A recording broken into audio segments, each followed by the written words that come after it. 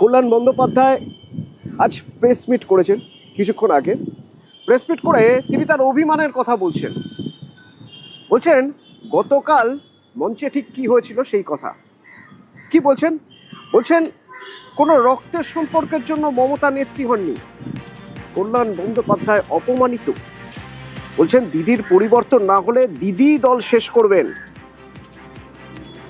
নাম করে করে বলছেন বলছেন সুখের সময় দিদি চন্দ্রিমা ববি অরূপ করেন, আর নেত্রীর সুখের সময় তখন আমি দূরে, দুঃখের সময় আমি আছি, আমি কাছে তখন।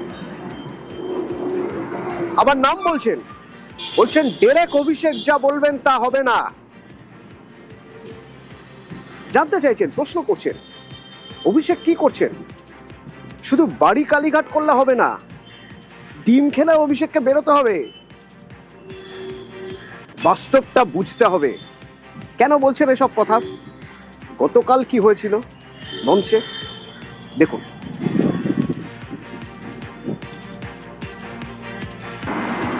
এবার আমি শুরু করার পরই কিছুক্ষণ পর অভিষেক এলো। তো অভিষেক আসার পর সারা মঞ্চ ঘুরে বেড়ালো, হাততালি কুড়ালো। তো আমাকে তো 5-7 মিনিট তো আটকে থাকতে হয়েছে, 5-7 মিনিট এখানে যাচ্ছে। একটা বক্তৃতা দেওয়ার সময় ওভাবে ঘুরতেও নেই, সেটাও একটা নর্মাল কাটছি।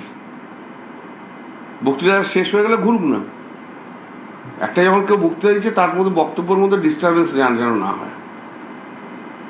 আমার পপুলারিটি কতটা সেটা দেখানোর জন্য তার তো সেই জায়গাটা তখন নয়, একটু পরে দেখাতে পারতো। 7 মিনিট আমি থেমে গেলাম। এরপর আবার শুরু করলাম। তারপর মমতা দিয়ে এলো, আর দিদিকে দেখার জন্য লোকজন হইচই করছে। ন্যাচারালি এটা খুবই স্বাভাবিক। আমাকে 5-7 মিনিট প্রায় বন্ধ করতে হলো। তা টোটাল কত হলো? 12 থেকে 13 মিনিট আমি বক্তৃতা বন্ধ রাখতে হয়েছে। 10-12 মিনিট যাই হোক, একটা বক্তৃতা বন্ধ রাখতে হয়েছে। এবার দিদি যখন বসলো, আমি জিজ্ঞেস করলাম, দিদি বলবো? আমি বলে হ্যাঁ তুমি বলো। তাই বলে শেষ করেছি। কুণাল এসে দাঁড়িয়েছে, আমি শেষ করেছি। আমাকে তো শেষ করতেও তো 2 মিনিট লাগে একটা বক্তব্য। আর তখন সবাই বলছে না আপনি বলুন। আমি মাঝে বললাম আমি বলছি না, বরঞ্চ ওরা এসে গেছেন। তখন সবাই বলছে না আপনাকে বলতে হবে। এবার আমি যখন নামছি তখন দিদি খুব অত্যন্ত অসম্মানজনক ভাবে আমাকে বললো, 1 ঘন্টার উপর বক্তৃতা দিচ্ছ, ভীষণ অসম্মানজনক ভাবে। তো আমি বললাম আমি আপনাকে এসব কথা কে কানে দেয়? পাশে তখন অভিষেক আর শোভনদেব বসে রয়েছে। আমি উঠেছি 12টা 50-এ, এখন বাজে 1টা 10। 1 ঘন্টাটা হলো কোথায়? 1টা 10-12, তার মধ্যে 10 মিনিট ওখানে চলে গেছে। না আরো অনেক বক্তা আছে। আমার কেউ তো আমার বলেনি যে লিস্টে তো কারো বক্তার নাম আমাকে কোনাল তো বলেইনি, তাহলে তো তারাই দিতে পারত।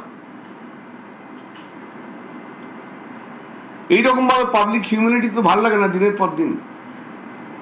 দিদিকে এও বলেছি, যাদের আপনার যত নেতা আছে না এখানে, যাদের যাদের বক্তৃতা দিয়েছেন, তারা একটাও গত 2 মাস 2.5 মাসে যায়নি কোথাও। অভিষেক বন্দ্যোপাধ্যায় অত বড় লিডার, তার 2 মাস 2.5 মাস ঘুরলো না কেন? শোভনদেব চ্যাটার্জি অত বড় লিডার, ঘুরলো না কেন? দিদির কথায় যারা অত বড় বড় লোক, তারা ঘুরলো না কেন? আমি তো ঘুরেছি সমস্ত রিস্ক নিয়ে। এইসব তো ওয়ার্কারদের যেখানে যেখানে বেশি রয়েছে, সেখানে আমি যে তাদের সাহস জুগিয়েছি। এটা তো মানতে হবে একটা জায়গায় এসে। আর দিদি অত ঘন ঘন বিরক্ত হলে হবে না।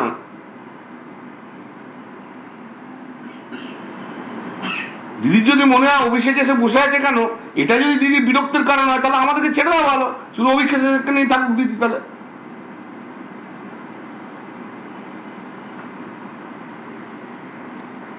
বাংলার কোটি কোটি মানুষ আর লক্ষ লক্ষ তৃণমূল কংগ্রেসের ওয়ার্কারের জন্য মমতা দি বাংলার নেত্রী হয়েছে। কোন রক্তের সম্পর্কের লোকের জন্য মমতা দি বাংলার নেত্রী হননি। এবং সেই লড়াইয়ের দীর্ঘকালের সাথী আমি।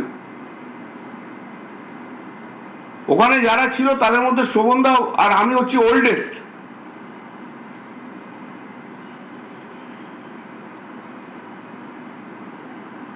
দিদিকে সম্মান করি, দিদিকে ভালোবাসি বলেই তো রাজনীতিটা করেছি, এটা আগে আপনাদের বলে উচিত। কিন্তু আজকে পশ্চিমবাংলার মানুষের যে দুর্দশা দুঃখ, তার জন্য লড়তে হবে। একদিনে একটা মিটিং এর লোক দেখে তো উঠলে পড়লে হবে না। এই লড়াইকে সামনে নিয়ে যেতে হবে, গণতন্ত্রকে বাঁচাতে হবে। আজ আমি ছেড়ে দিয়ে বাড়িতে বসে যেতে পারি, কি এসে যাচ্ছে আমার জীবন যৌবন, আমার প্রফেশন, আমার সংসার, সবই তো মমতাদির জন্য স্যাক্রিফাইস করেছি। আর যদি শুধু অভিষেক করে তাহলে তো প্রবলেম হয়ে যাচ্ছে আমাদের। আমি ওই 80 জনের মতো আর 20 জনের মতো নয়।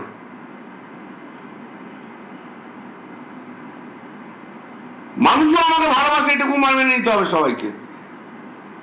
এটা কারোর কোনো হিংসার কারণ নেই। আমার জায়গা চলে যাচ্ছে, এটা যদি কেউ ভাবে তাহলে তার শেষ, এমনিতেই শেষ হয়ে যাচ্ছে।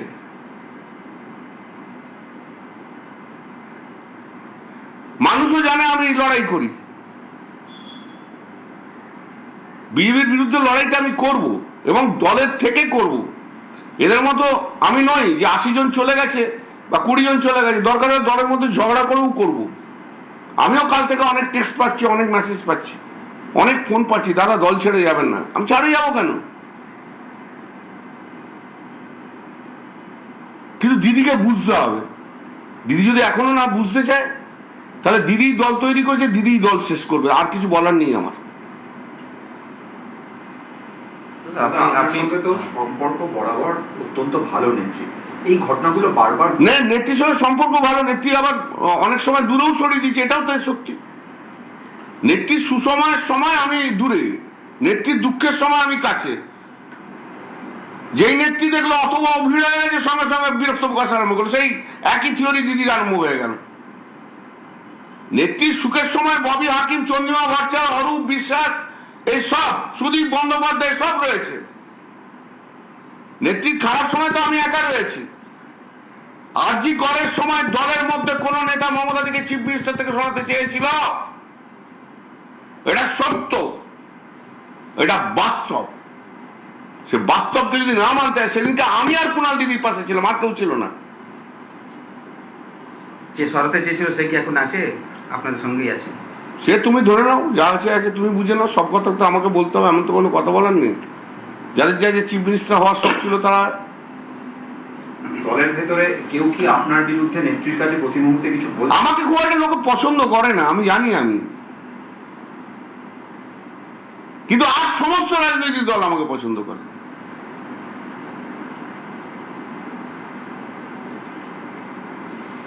সেদিনও যা ছিল আজও তাই। কেউ তো কানের মধ্যে গুঁজেছে 1 ঘন্টা বক্তৃতা দিচ্ছে, তারপরের মেসেজটা আমি দিদিকে যেটা করেছি মঞ্চ থেকে বেরিয়ে, আপনাদের সেটা দেখাবো না। দ্যাট ইজ আর 1:15। তাহলে 12:45 মেসেজ করেছি, তার 5 মিনিট পর বসছি। তারপরে আপনারা দেখেছেন দিদির সব তর্ক বিতর্ক হচ্ছে, তারপরের মেসেজটা হচ্ছে 1:15। তাহলে কতক্ষণ হলো? আর দিদি এমনি এমনি করে ঘড়ি দেখালেই হবে? 1 ঘন্টা করে বলছি, 1 ঘন্টা করে বলছি, মেনে নেবো আমি দিদিকে ভালোবাসি, দিদিকে শ্রদ্ধা করি, দিদির জন্য সবকিছু করতে রাজি আছি। কিন্তু দিদিকেও রিজনেবল হতে হবে।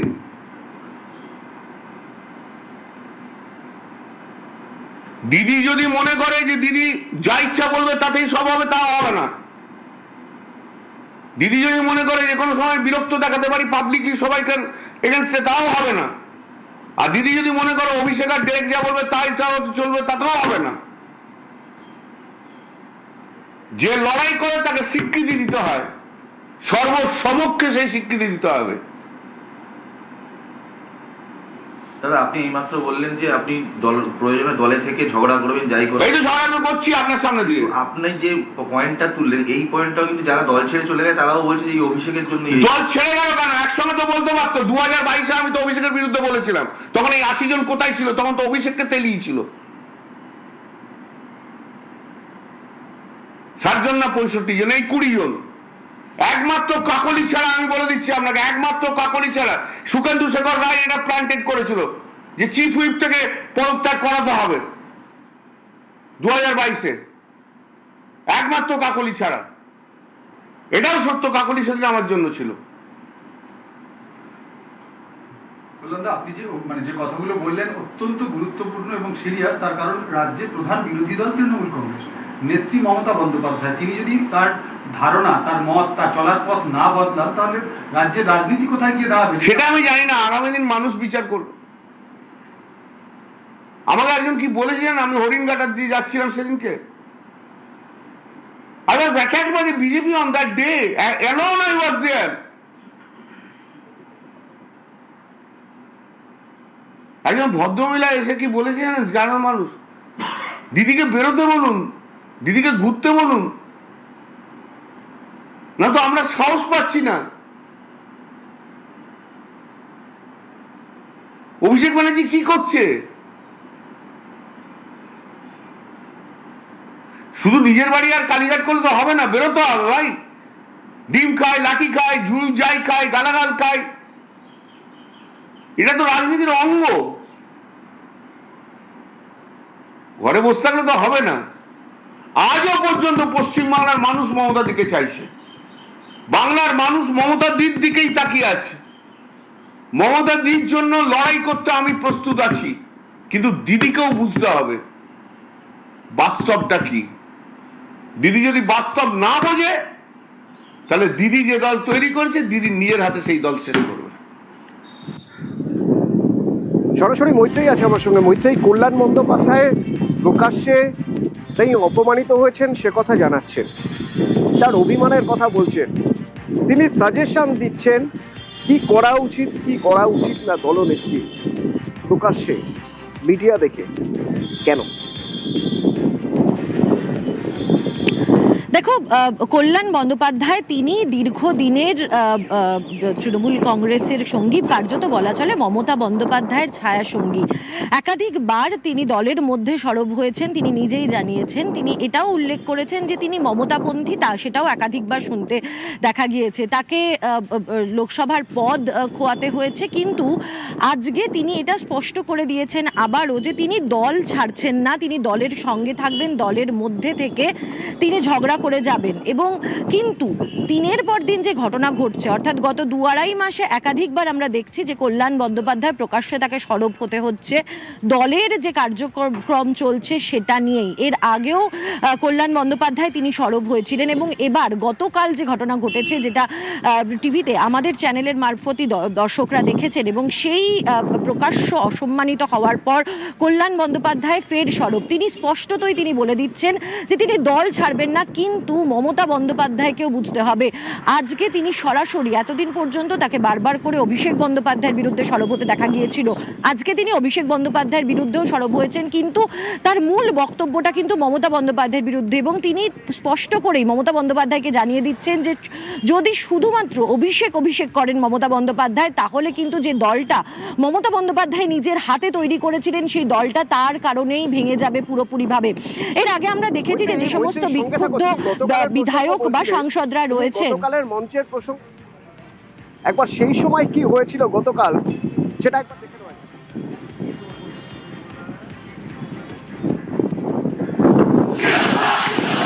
মমতা ব্যানার্জি জিন্দাবাদ। দেখে যারে বালিশ ছাড়া।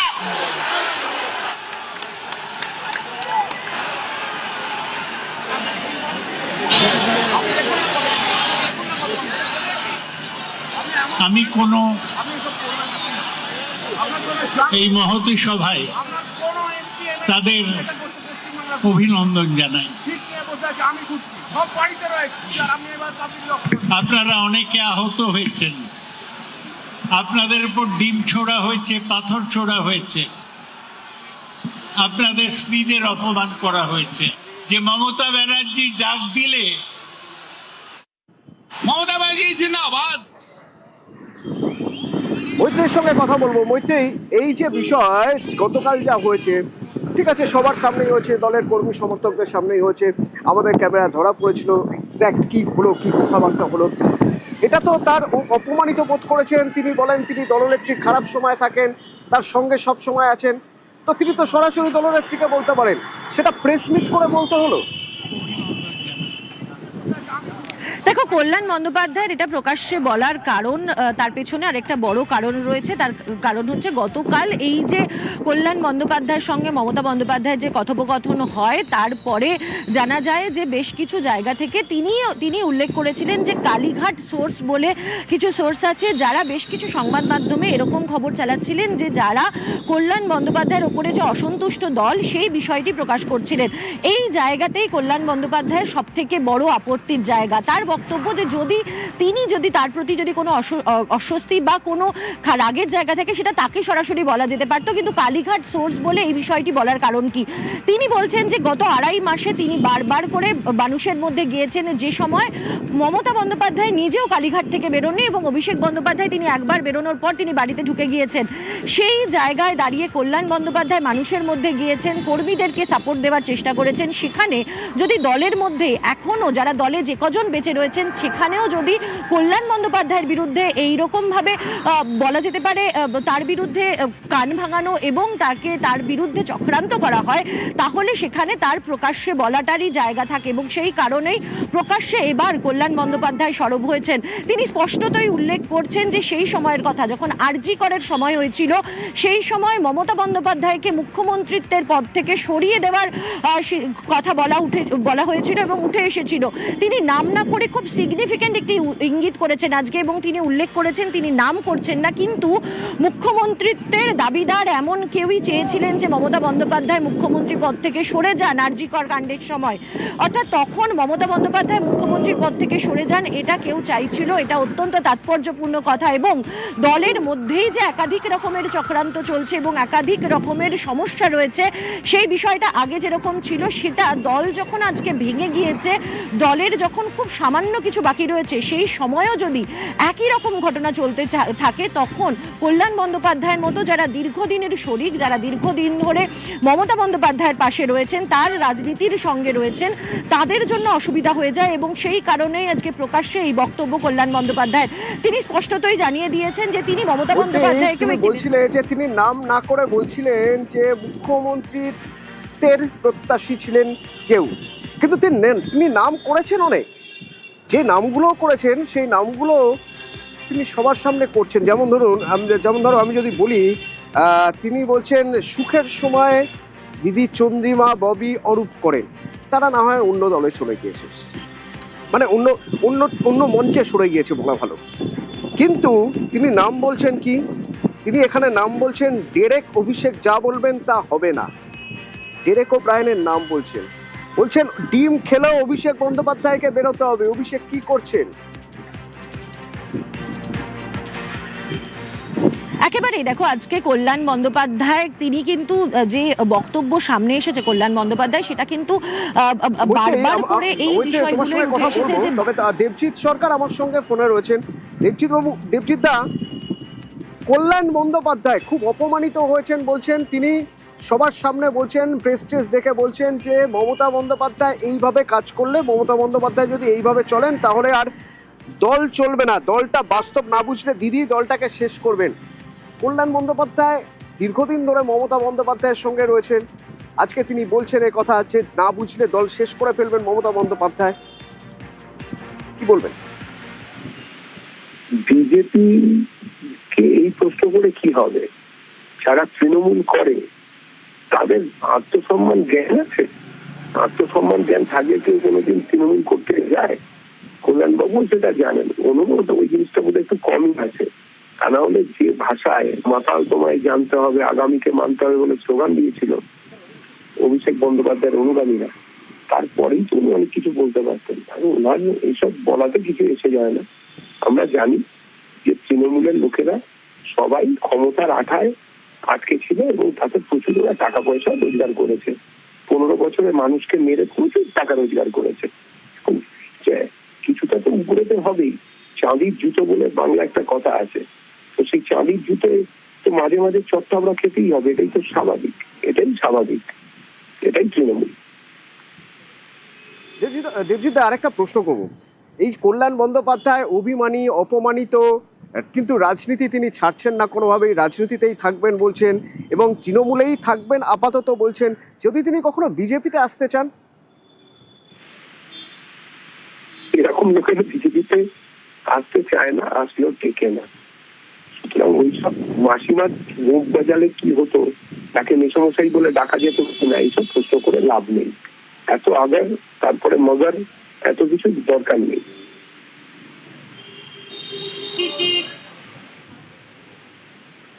ধন্যবাদ দীপজিতা।